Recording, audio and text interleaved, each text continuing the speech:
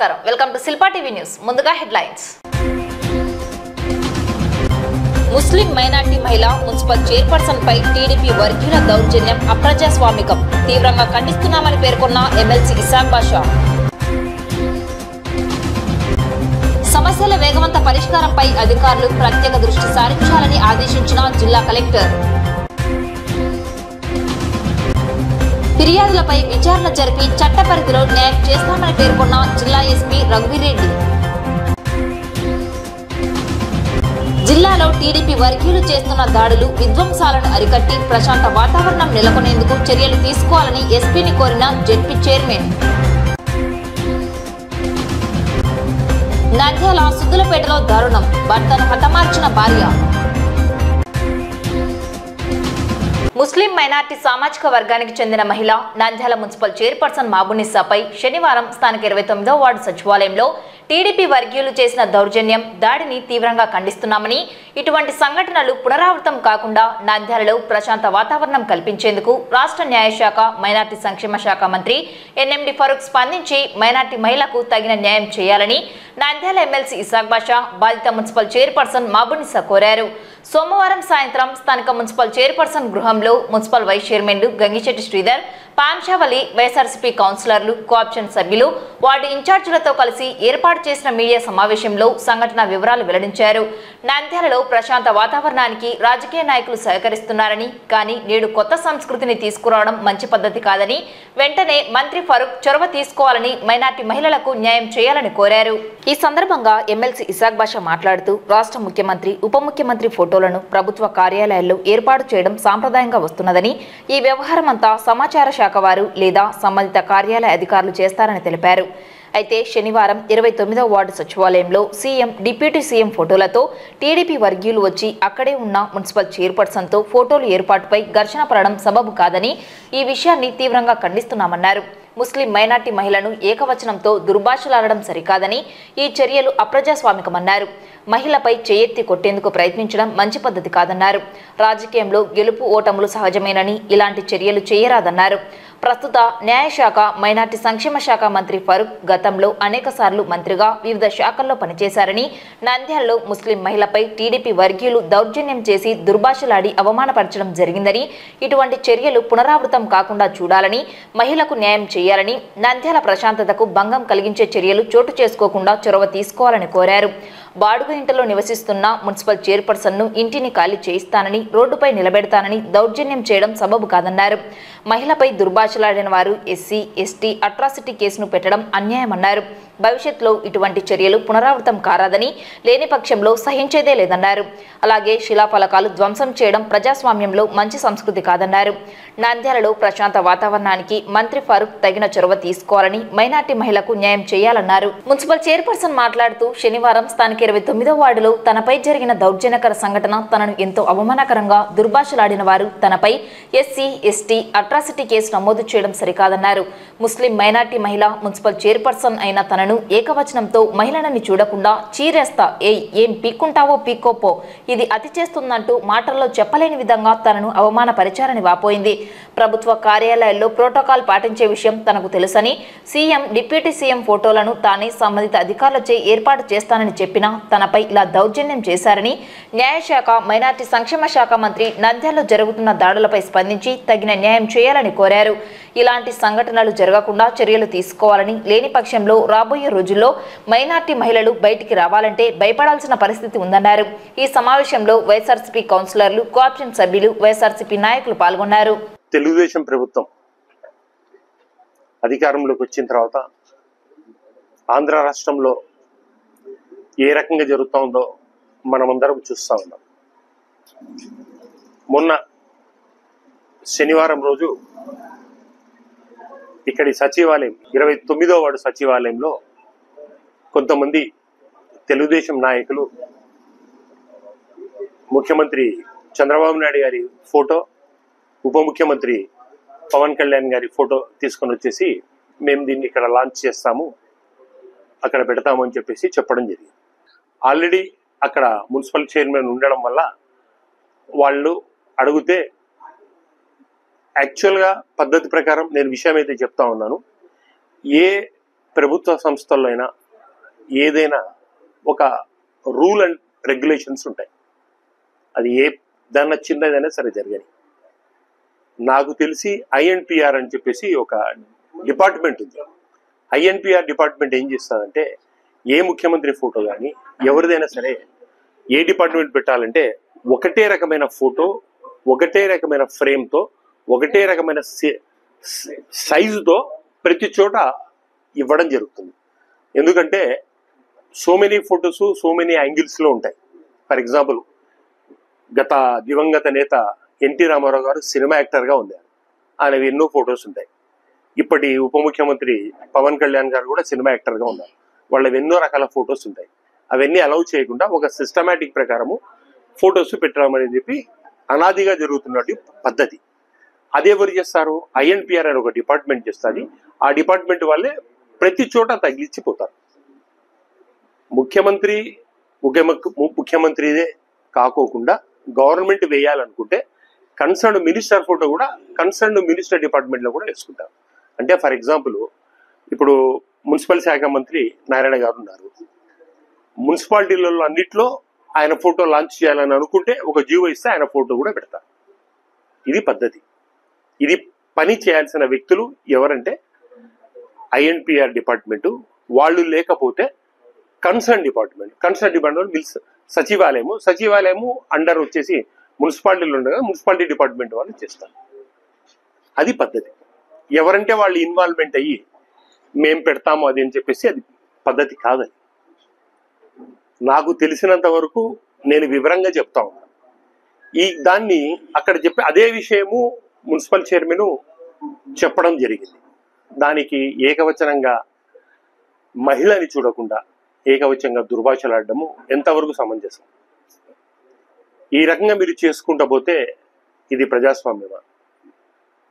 అంత గొడవ చేయాలా? మీరందరూ వీడియోలు చూసినారు, చెయ్యి ఎత్తడమా లేడీస్ మీదకి? మళ్ళీ ఆమె క్లియర్గా చెబుతా ఉంది,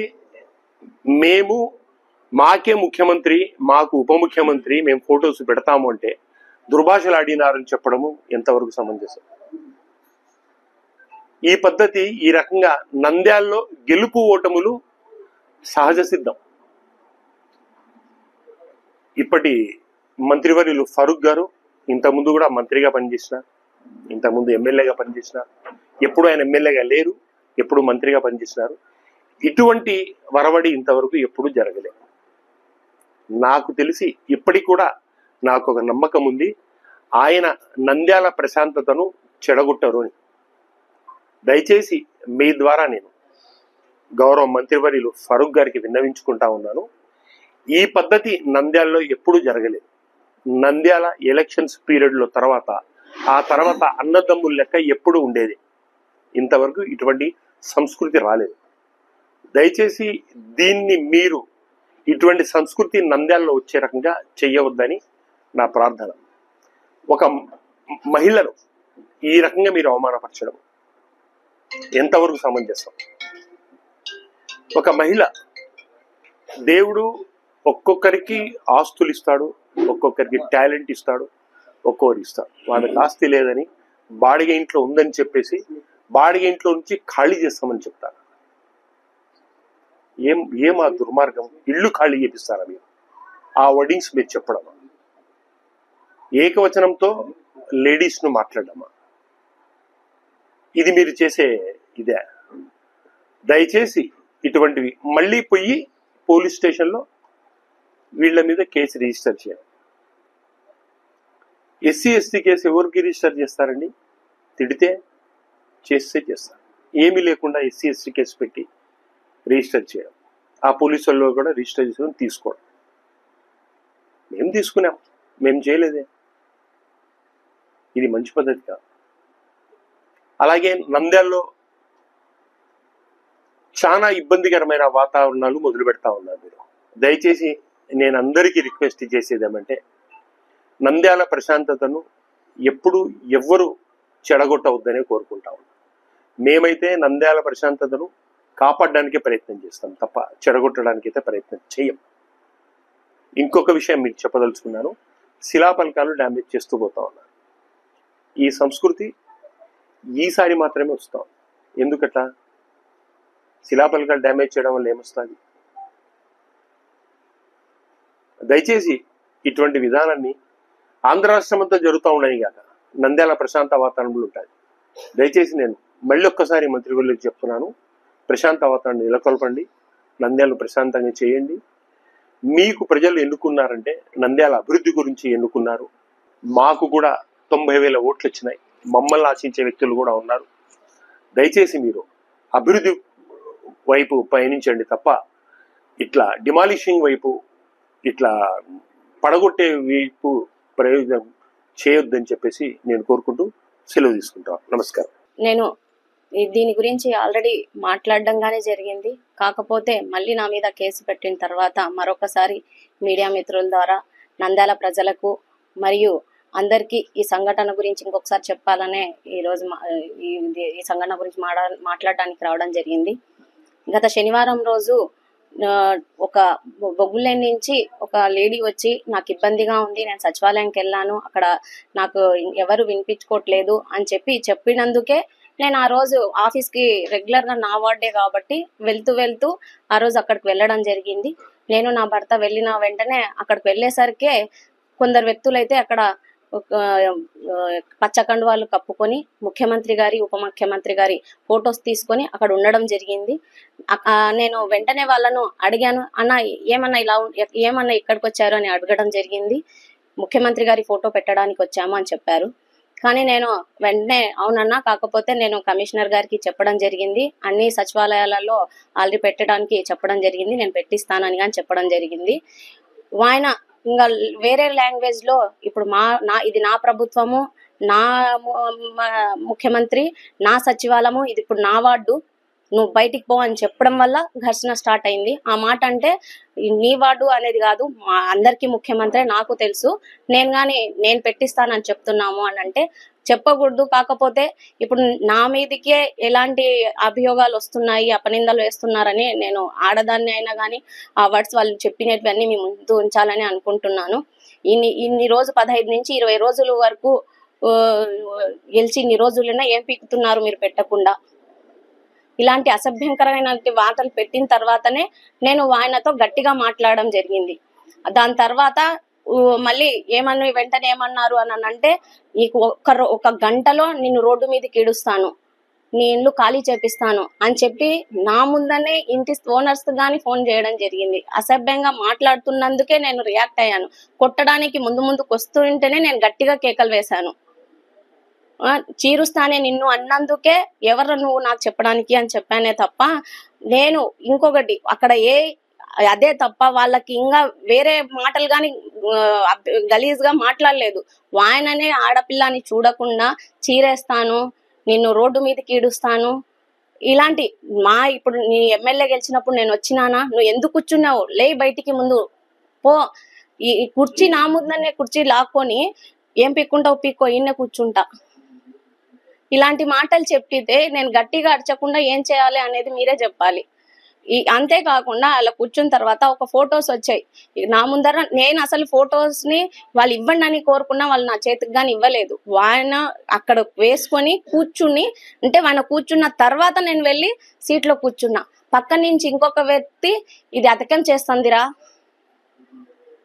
ఇలాంటి మాటలు మాట్లాడుతుంటే నేను బాగా ఉండదు, గట్టిగా ఇట్లా నేను చేయి చూపించి మాట్లాడాను అని అంటే బాగుండదు, సరిగా మాట్లాడండి అనే చెప్పినాను. కానీ గట్టిగా ఎక్కడ ఎవరిని మాట్లాడలేదు. ఒక్కొక్కరు ఇటు నుంచి ఒకరు వచ్చే పోదురా బయటికి అని, ఒకరు ఇటు నుంచి ఒకరు ఇది అతికేం చేస్తుందిరా అని, ఒకరు నిన్ను చీలుస్తానే అని, ఒకరు ఇలాంటి మాటలు మాట్లాడుతుంటేనే తప్ప నేను ఖండించాను. అంతే తప్ప ఎక్కడ ముఖ్యమంత్రి గారికి కానీ ఉప ముఖ్యమంత్రి గారికి కానీ మినిస్టర్ గారిని కానీ అవగౌరవపరిచేటట్టు మాట్లాడలేదు. ఎందుకనంటే నాకు తెలుసు ఈ 3 సంవత్సరాలలో దాదాపు 42 సచివాలయాలలో ఎలా ఉన్నాము, ఏం చేయాలి, ఎలా ప్రోటోకాల్ పాటించాలనేది నేను న్యాయబద్ధంగా యాజ్ ఎ రూల్ ఎట్లుందో అలాగే వెళ్తున్నాను. అదే అక్కడే చెప్పాను తప్ప నేను ఎవరిని కించపరిచేటట్టు మాట్లాడలేదు. ఎందుకనంటే మీరు కాదు నేను పెట్టుకుంటాను, నాకు సీఎంఏ నాకు తెలుసు అని మాత్రమే చెప్పాను.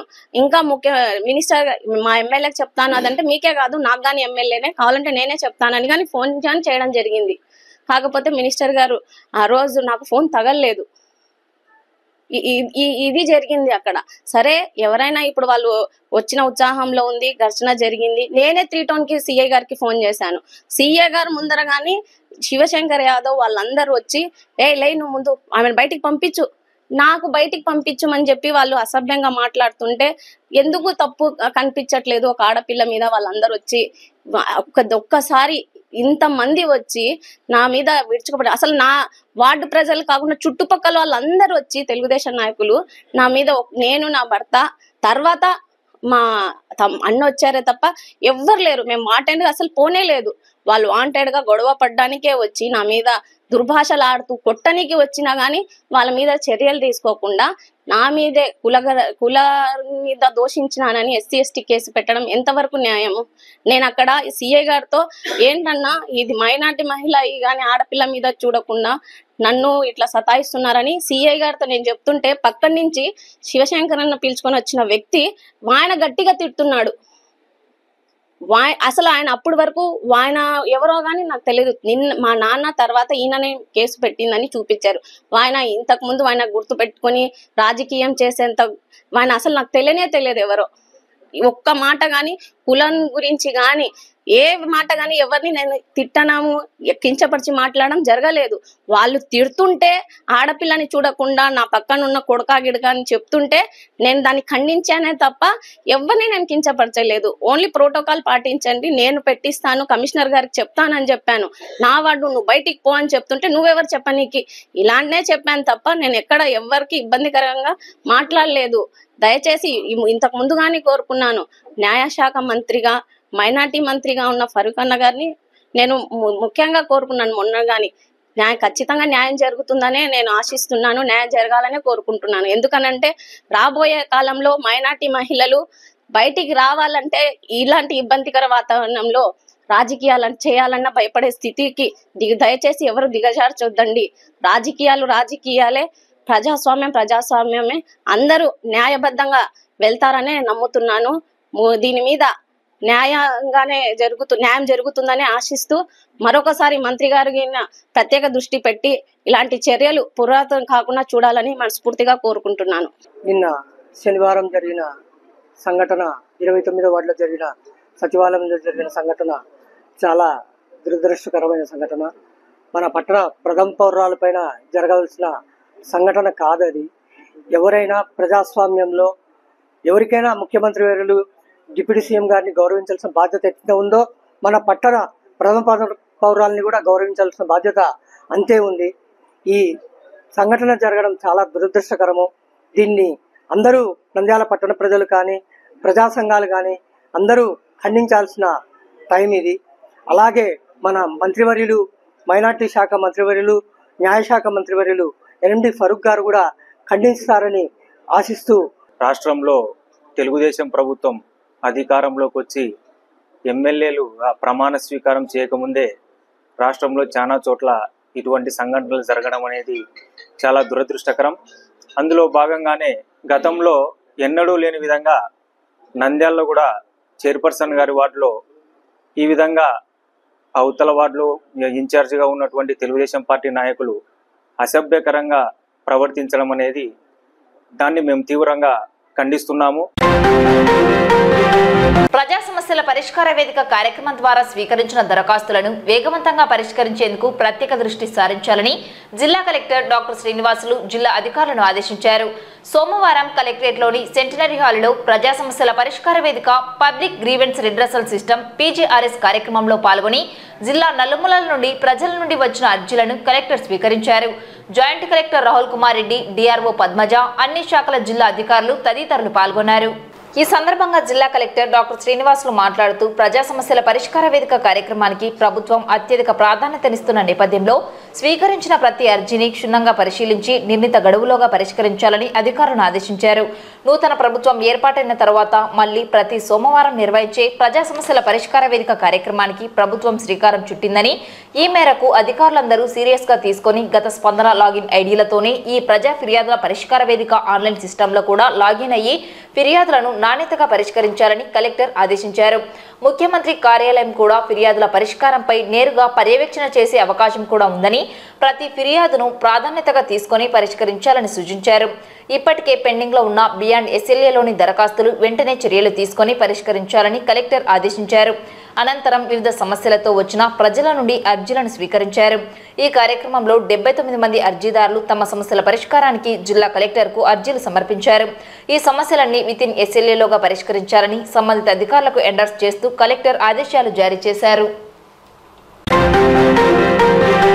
నంద్యాల జిల్లా బొమ్మలసత్రం వద్దనున్న జిల్లా పోలీస్ కార్యాలయంలో సోమవారం నిర్వహించిన ప్రజా ఫిర్యాదుల పరిష్కార వ్యవస్థ పీజీఆర్ఎస్ కార్యక్రమంలో నంద్యాల జిల్లా ఎస్పీ రఘువీరెడ్డి ఫిర్యాదుదారుల నుండి ఫిర్యాదులను స్వీకరించారు.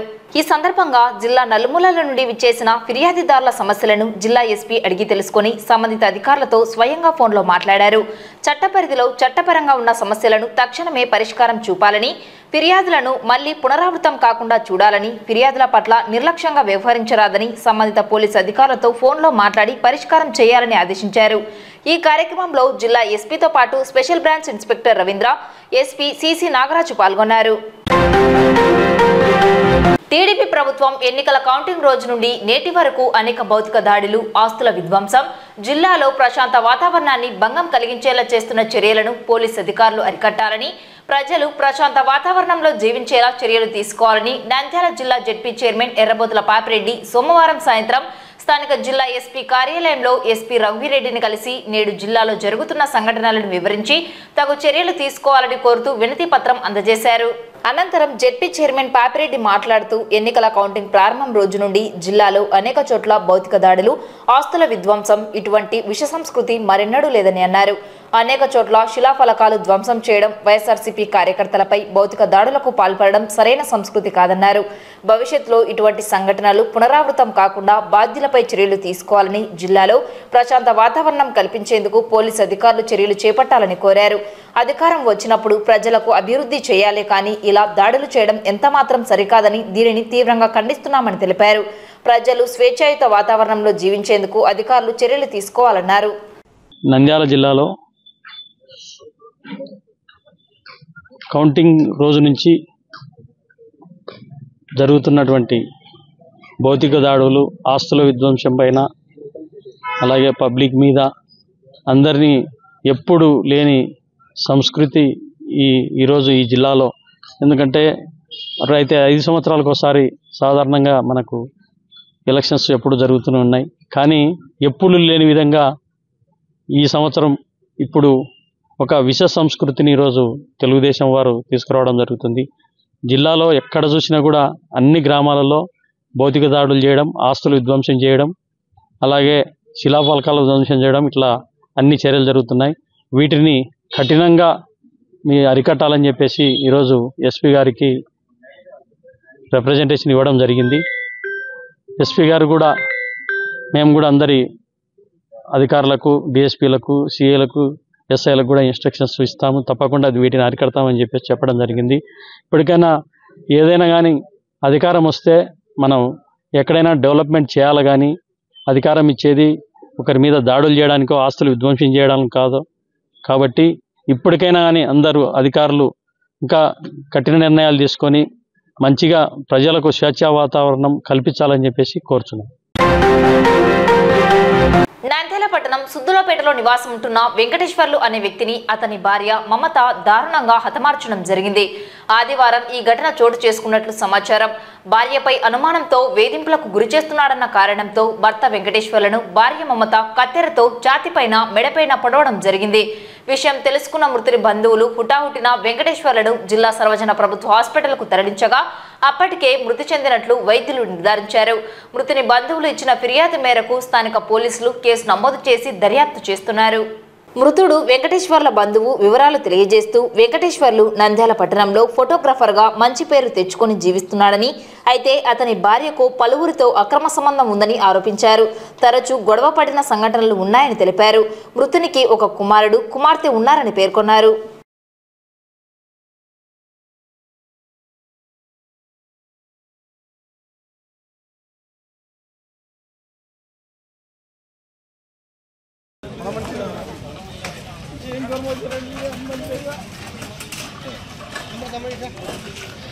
ఆమె పేరు మమత. దాదాపు ఒకరిని కాదు, 2-3 వెతికింది. ఇద్దరు ముగ్గురు పెట్టుకొని ఇతను ఏంటంటే ఒకప్పుడు ఫోటోగ్రాఫర్, A1 ఫోటోగ్రాఫర్, బాగా ఫోటోలు తీసేవాడు, నలుగురిలో పేరు ఉన్న వ్యక్తి, అందరి వ్యక్తి. కానీ ఈయనని బ్లేమ్ చేసి తిక్కవాణి చేసింది. లాస్ట్కి ఏమైందంటే అతని బతుకు అయోమయం అయిపోయింది. ఒకరిని కాదు, ఇద్దరు ముగ్గురిని పెట్టుకుని ఆ వ్యక్తి ఇద్దరు ముగ్గురిని పెట్టుకొని అన్యాయంగా అతన్ని ఈరోజు చంపడం జరిగింది. అసలు ఈరోజు కాదు, ఆయన కానీ గుండు కొట్టామంటే దాదాపు 10-15 బొక్కలు ఆయన గుండెలో ఉంటాయి ఈజీగా. ఆయనని ఈరోజు చంపడం జరిగింది. అసలు అన్యాయంగా చంపింది ఆయనని. ఈరోజు నిన్న నైట్ వచ్చేసి ఈ మొత్తం బాడీలో వచ్చిన పాటలు మొత్తం కత్తి తీసుకుని మొత్తం పొడిచింది. ఈరోజు మార్నింగ్ వచ్చేసి 4:30కి ఆ టైంలో ముక్కుకేసి కుట్టడం జరిగింది. ముక్కుకేసి కుట్టడంలో స్పాట్లో కురకోలిపోయినాడు.